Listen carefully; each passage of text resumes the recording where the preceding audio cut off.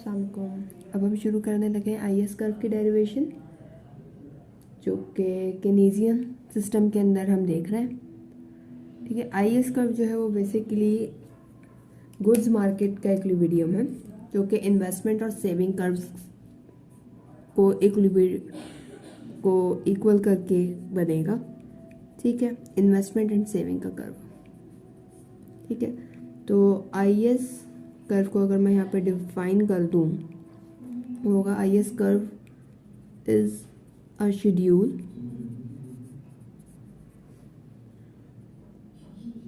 with different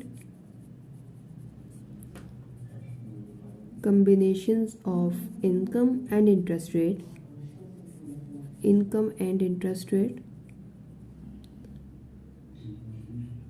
which clears the goods market, या वो combinations जो के गुड्स मार्केट के इक्विलिब्रियम को शो करती है। ठीक है, तो इसमें जो इन्वेस्टमेंट कर्व है वो हमारा डाउनवर्ड स्लोपिंग होगा, उसका जो है वो इंटरेस्ट रेट से नेगेटिव रिलेशनशिप होगा। सेविंग कर्व जो है वो अपवर्ड स्लोपिंग होगा। ठीक है, यहाँ पे हम इसको ड्रॉ करते हैं। Investment curve, saving curve almost वही है, वैसे ही है जैसा कि अभी हमने पहले सिंपल केनेजियन मॉडल में देखा था। ठीक है, इसको मैं थोड़ा सा एडजस्ट कर दूं। ठीक है, तो यहाँ पे ठीक है,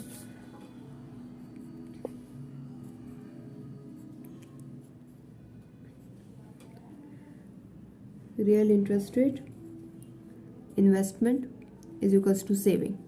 इस बात को याद रखना है कि हमने जो इक्विलिब्रियम की कंडीशन थी I is equals to S और जी और टी, इन सब का इक्विलिब्रियम जो था हमने वो रखना है माइंड में। वो हमारी इक्वेशन थी जो हमने उससे बनाई थी, saving plus taxation plus government spending plus investment. ये इक्विलिब्रियम मेंटेन करना है, इस चीज़ को याद रखना होता है। तो इस पे जो है आई और एस का इक्विलिब्रियम ज़रूरी, यानी कि इन्वेस्टमेंट और सेविंग का इक्वल रहना बहुत ज़रूरी है। इस चीज़ को यहाँ पे हम लोग लेके चलेंगे, इन्वेस्टमेंट और सेविंग इक्वल होंगे। ठीक है, यानी कि हम इन्वेस्टमेंट यहाँ से निकालेंगे, उसको यहाँ पे फिर हम लोग सेविंग से इक्वेट करेंगे, इक्वेट करके फिर उस इक्वेशन से हम लोग यहाँ पे आउटपुट को प्रोड्यूस करेंगे। ठीक है, अब फिर जो ये आर और वाई का होगा इसको हम लोग आई एस के ऊपर प्लॉट कर लेंगे। अब इसको यहाँ पे मैं प्लॉट करती हूँ।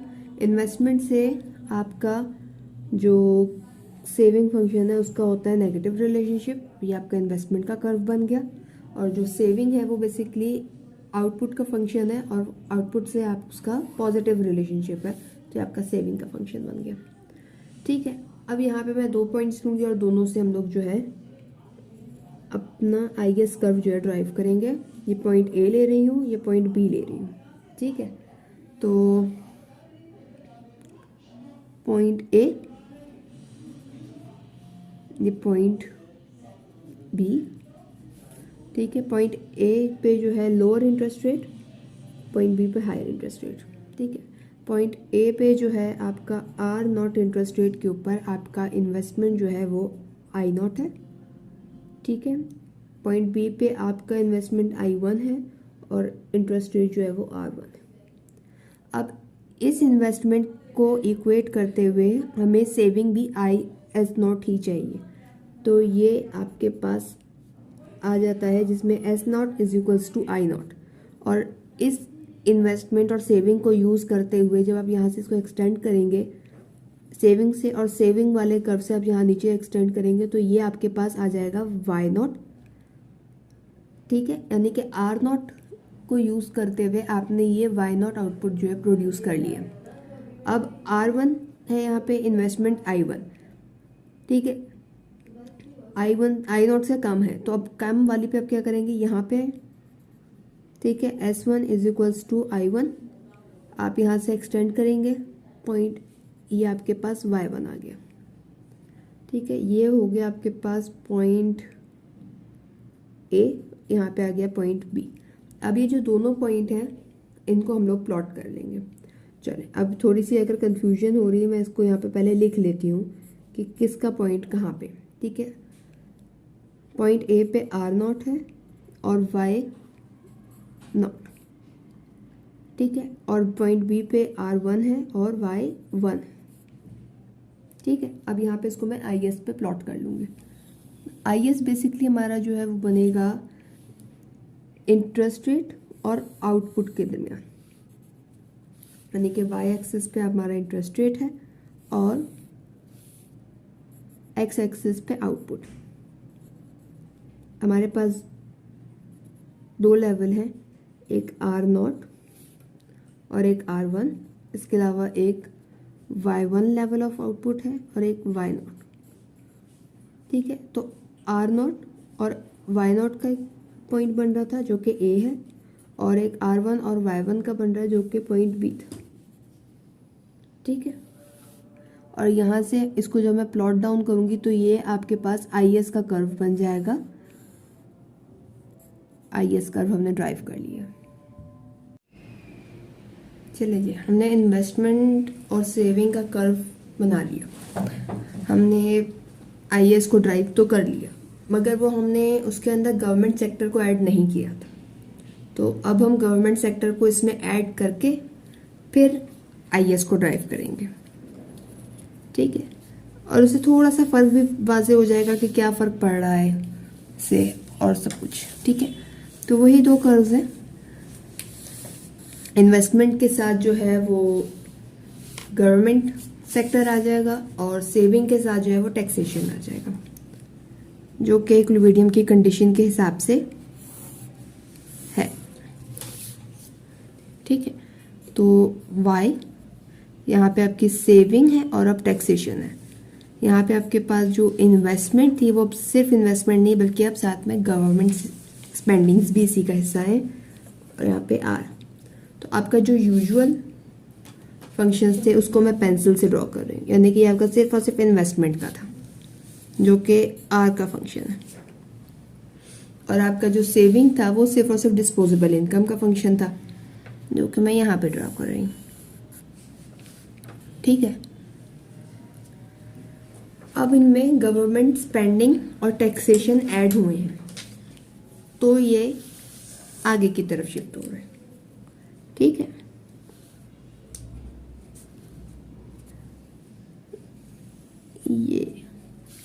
ये हो गया आई प्लस जी, और सेविंग के साथ टैक्सेशन आ रहा है तो वो भी जो है वो पॉजिटिव मूवमेंट शो कर रहा है। ठीक है, सेविंग प्लस टैक्सेशन, मेरा सेविंग जो है वो डिस्पोजेबल इनकम का फंक्शन है। ठीक है, तो जो अब हम इंटरेस्ट रेट पहले मालूम कर रहे थे, इंटरेस्ट रेट के हम 2 पॉइंट ले रहे थे और हम इस इन्वेस्टमेंट से मालूम कर रहे थे, बल्कि अब हम इस इन्वेस्टमेंट के कर्व को यूज़ करेंगे। ठीक है, ये आपके पास 2 पॉइंट्स आ रहे हैं, A and B, R1 R2। ठीक है, और ये अब आपको ये बता रहे हैं कि आपके इन्वेस्टमेंट जो है वो यहाँ पे आ रही है, यानी कि ये आ रही है R1 प्लस जी। ठीक है, और बी पे आ रही है I2 प्लस जी। और इस इन्वेस्टमेंट और सेविंग को इक्वेट करने के लिए हमारे पास यहाँ पे आएंगे I2 plus G which is equals to this S2 plus D, और इससे हायर जो है वो है I1 plus G which is equals to S1 plus T. अब इससे आप यहाँ से एक्सटेंड कर रहे हैं और यहाँ से आप आउटपुट को मालूम कर रहे हैं। ये आपके पास हो गया Y2 जो कि पॉइंट बी से है, और ये I1 से यहाँ पे जो कि पॉइंट ए से है। ठीक है जी, अब आपको एक चीज़ याद रखनी है, वो ये है कि आपका पॉइंट ए से जो है वो R1 और y1 बन रहा है, और पॉइंट बी जो है वो r2 y2 बन रहा है। ठीक है, इसको अब हम आगे जो है वो IS पे प्लॉट कर लेंगे। सिंपल, सिर्फ एडिशन होने से IS के कर्व में जो है वो एक इंटरसेप्ट का आप समझ लें जैसे बस एक एडिशन हुआ है, बाकी और कोई ख़ास इस पे फ़र्क नहीं पड़ता। ठीक है, ये इंटरेस्ट रेट आ गया R1 एंड R2। ठीक है, और Y2 एंड Y1। ठीक है, R1 और Y1 के यहाँ पे और R2 एंड Y2 के यहाँ पे एक downward sloping curve IS curve आपको यहाँ पे मिल गया जब हमने गवर्नमेंट स्पेंडिंग को या गवर्नमेंट सेक्टर को इसका हिस्सा बनाया। उम्मीद करती हूँ ये चीज़ आपको समझ आ गई होगी। अब आगे हम स्लोप डिटर्मिनेशन देख रहे हैं कि IS में स्लोप की डिटर्मिनेशन कैसे होती है। वैसे तो इन्वेस्टमेंट कर्व से होती है, बिकॉज वही एक चीज़ है जो कि आपके पास इंटरेस्ट रेट का फंक्शन है। दूसरा जो है वो स्लोप जो है वो सेविंग, बेसिकली आपके डिस्पोजेबल इनकम का फंक्शन है। तो इंटरेस्ट रेट से जो चल रहा है जी, IS कर्व के इस कार्यों को मज़ीद आगे बढ़ा रहे हैं। अब हम देख रहे हैं कि ग्राफिकली IS कर्व का जो स्लोप है वो कैसे डिटरमाइन होता है। बेसिकली तो होता है इन्वेस्टमेंट कर्व सही है, मगर किस हिसाब से बनता है, डायरेक्ट लिंक है कि इनडायरेक्ट लिंक है, उसको हम यहाँ डिटरमाइन करेंगे। यहाँ पे आप लोग देख सकते हैं कि मैंने ये इन्वेस्टमेंट शेड्यूल बनाया हुआ है और यहाँ पे सेविंग का शेड्यूल है। इन्वेस्टमेंट शेड्यूल I जो है वो स्टीपर है, और जो I1 या ये I डैश कह लें आप लोग, वो जो है वो रिलेटिवली फ्लैटर। और दोनों के दोनों का एक कॉमन पॉइंट है A, जिसपे R0 इंटरेस्ट रेट है और I0 इन्वेस्टमेंट है। जब I0 is equals to S0 हो रहा है, यानी कि इक्विलिब्रियम कंडीशन सेटिस्फाई हो रही है, तब हम लोग Y0 आउटपुट प्रोड्यूस कर रहे हैं। ये पॉइंट A जो है ये मैंने यहाँ पे IS के लिए भी प्लॉट कर लिया है। अब मैं इसके आगे लेके चल रही हूँ। ठीक है, क्योंकि आगे वाली चीज़ को ज़्यादा डिटेल में समझने की बहुत ज़रूरत है। ठीक है, चूँकि मैं कलर को चेंज कर रही हूँ ताकि समझने में आसानी हो। अब मैं ये कर रही हूँ कि मैं एक इंटरेस्ट रेट लूँगी इस A पॉइंट से नीचे, और उस पर मैं ये हिसाब लगाऊँ दोनों के दोनों इन्वेस्टमेंट कर्व को जो है वो मैं यहाँ पे चेक करूँगी कि ये कितनी इन्वेस्टमेंट देंगे, और फिर हम इक्विलिब्रियम की कंडीशन को सेटिस्फाई करते हुए आगे इनकी प्लॉटिंग करेंगे। ठीक है, अब फॉर एग्जांपल ये पॉइंट B है जो कि I पे है, और ये मैं B डैश नाम दे रही हूँ इसको। ठीक है, अब पॉइंट B से इन्वेस्टमेंट कितनी हो रही है,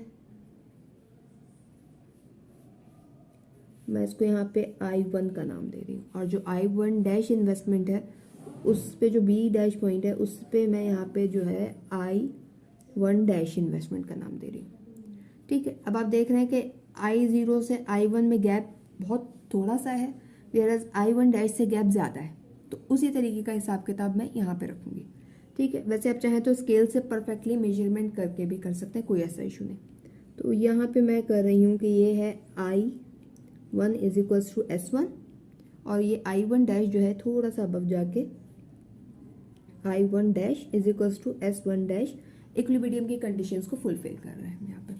ठीक है, अब यहाँ से मैं आउटपुट की जो है इक्वेशन, आउटपुट की कंडीशन जो है इस इन्वेस्टमेंट पे क्या बन रही होगी मैं वो यहाँ पे मालूम कर लूँगी। ये है पॉइंट B, और B से हमें यहाँ पे मिल जाएगा Y1। ठीक है, वेयरएज पॉइंट B डैश जो है उससे हमें मिलेगा Y1 डैश।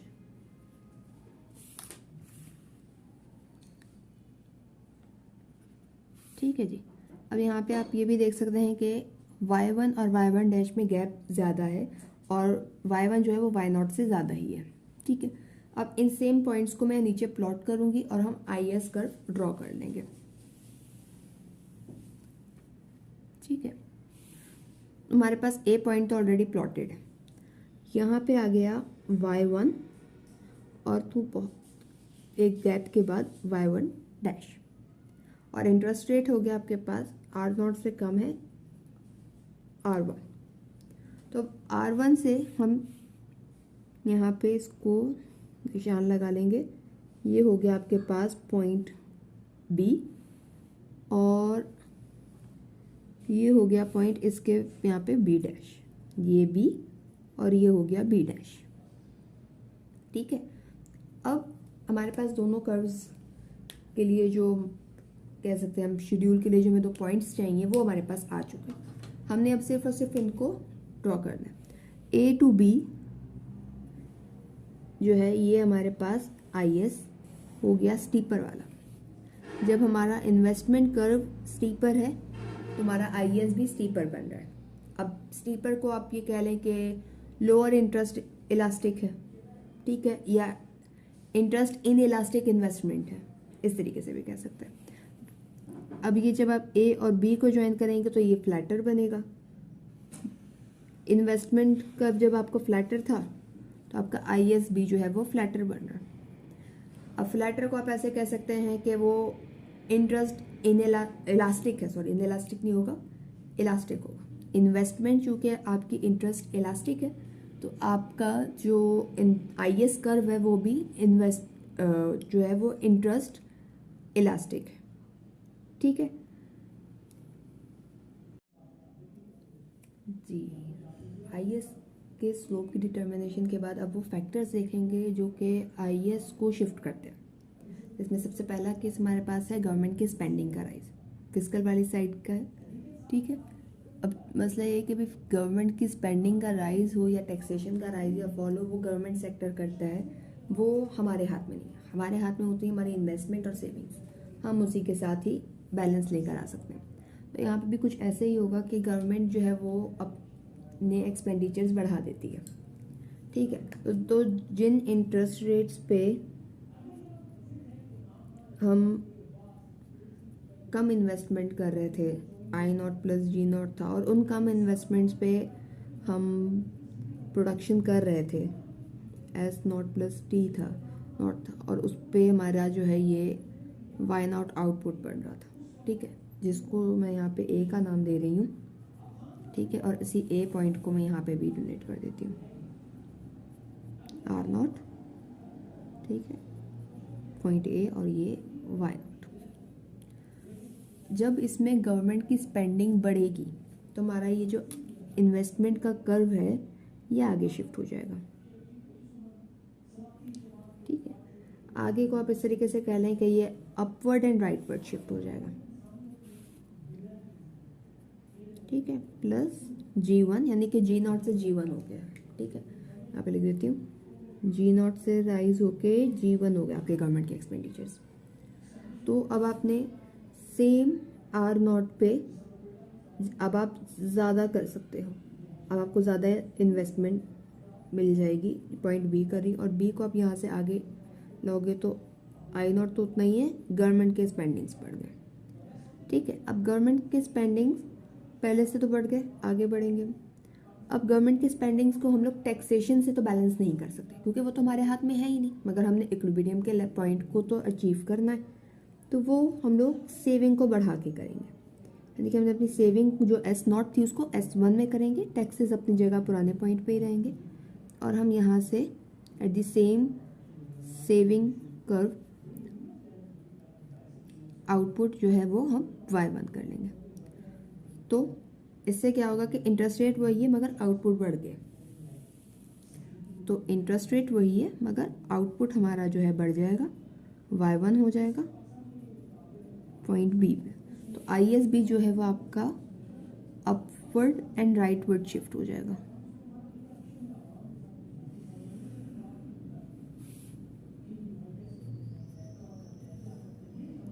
ठीक है, ये तो आपका केस हो गया जब गवर्नमेंट की स्पेंडिंग्स बढ़ती हैं। अब अगले केस पे चलें, जब आपके टैक्सेशंस बढ़ेंगे तो क्या सिनेरियो बनेगा। ठीक है, तो अब आपके टैक्सेशंस बढ़ रहे हैं। मैंने पहले जो है इक्विलिब्रियम का पॉइंट ऑलरेडी यहाँ पे मेंशन करके रखा हुआ है। R0 इंटरेस्ट रेट के ऊपर I0 और G0 जो है वो आपकी इन्वेस्टमेंट चल रही थी। इन्वेस्टमेंट इक्वल्स इक्विलिब्रियम का पॉइंट आया और उस पर आप वाई नॉट जो है वो प्रोडक्शन कर रहे थे। अब वाई नॉट और आर नॉट से हमारा आई एस तो यहाँ पे प्लॉट हो गया, ठीक है। अब हम क्या करेंगे कि टैक्सेशन लगना है, मगर टैक्सेशन आपका इन्वेस्टमेंट कर्व को इफेक्ट नहीं करेगा बल्कि सेविंग के कर्व को। टैक्सेशन से आपकी सेविंग जो है, टैक्सेशन बढ़ने से आपकी कंजम्पशन भी कम होती है। आपका एक तरीके से समझ लें जो आपके हाथ में डिस्पोजेबल इनकम थी वो कम हो रही है, ठीक है। तो यहाँ पे मैं लिख रही हूँ कि भाई टी नॉट से हमारे टैक्सेशन जो है बढ़ के वो T1 हो गए, T1 हो गए। यहाँ पे जो सेविंग का कर्व था ये बैकवर्ड शिफ्ट हो जाएगा, ठीक है, यहाँ पे, ठीक है। तो saving is the function of y minus T1 plus T1। अब सेम इन्वेस्टमेंट और सबके ऊपर जो है वो आपका आउटपुट की प्रोडक्शन कम हो रही है, y1 हो रही है, ठीक है। यानी कि आपका S naught T naught is equals to I naught G naught और सेम ही इक्वल्स टू है आपके T1 प्लस S नॉट के, ठीक है। यानी आपके तीनों के तीनों इक्विलिब्रियम की कंडीशंस यहीं पे हैं और आप B से यहाँ पे y1 प्रोड्यूस कर रहे हैं at the same interest rate और y1 जो है वो y नॉट से कम है। तो at the same interest rate आप y नॉट से कम प्रोड्यूस कर रहे हैं, वो है y1 और y1 की प्रोडक्शन यहाँ पे आपका पॉइंट B बन रहा है और आपका IS जो है वो टैक्सेशन की बढ़ने की वजह से आपके गुड्स मार्केट को, अगर आप ये कह लें IS का बैकवर्ड शिफ्ट होना है, श्रिंक होना, कॉन्ट्रैक्ट होना, इस तरीके से कह लें, ठीक है। तो आपकी गुड्स मार्केट जो है वो कॉन्ट्रैक्ट हो गई है, ये श्रिंक हो गई है ड्यू टू टैक्सेशन राइज, ठीक है। इसके अलावा हम अब ये देखेंगे कि हमारे IS में और LM में, अच्छा जी, अब हम देख रहे हैं अलजेब्रिक डेरिवेशन IS की इक्वेशन की, यानी कि अब IS को हमने ग्राफिकली तो देख लिया मगर अब उसकी इक्वेशन की बारी है। तो हम बेसिकली ये जो C plus I plus G और T है इनको हम लोग अपनी Y वाली इक्वेशन के अंदर सब्सटीट्यूट कर देंगे कि हमारी एग्रीगेट डिमांड की इक्वेशन यही है, गुड्स मार्केट का इक्विलिब्रियम इसी से मालूम होगा। तो y is equals to C की जगह मैंने A plus B YD plus investment की जगह C minus DR plus G bar जो है वो एक्सोजेनसली कांस्टेंट है, स्पेंडिंग गवर्नमेंट की वो मैंने कांस्टेंट रखी। अब डिस्पोजेबल इनकम को एलैबोरेट कर देंगे यहाँ पे, plus B Y minus T bar plus C minus DR plus G bar, y is equals to A plus BY minus BT bar plus C minus DR plus G bar. y को मैं dependent variable के साथ ले जाऊंगी, जो minus DR है उसको मैं अलग कर दूंगी और कांस्टेंट सारे एक जगह कर लूंगी। तो y इज इक्वल माइनस हो गया BY, अब कांस्टेंट सारे एक जगह कर लूँगी, A minus BT bar plus C plus G बार।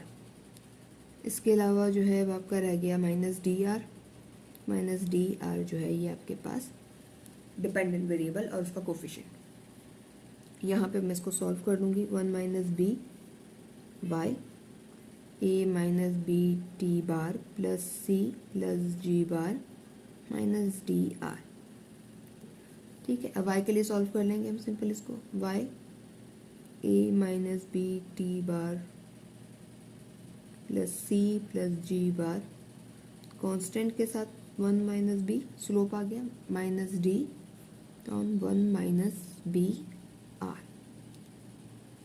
और आपका IS का स्लोप जो है वो आप डिटरमाइन करते हैं, slope of IS dy is equals to DR, sorry derivative लिया है हमने, change in y upon change in r, तो हमारे पास आ जाएगा माइनस D 1 माइनस B, ठीक है। नेगेटिव साइन हमको बता रहे कि IS जो है आपका वो डाउनवर्ड स्लोपिंग है, ठीक है जी।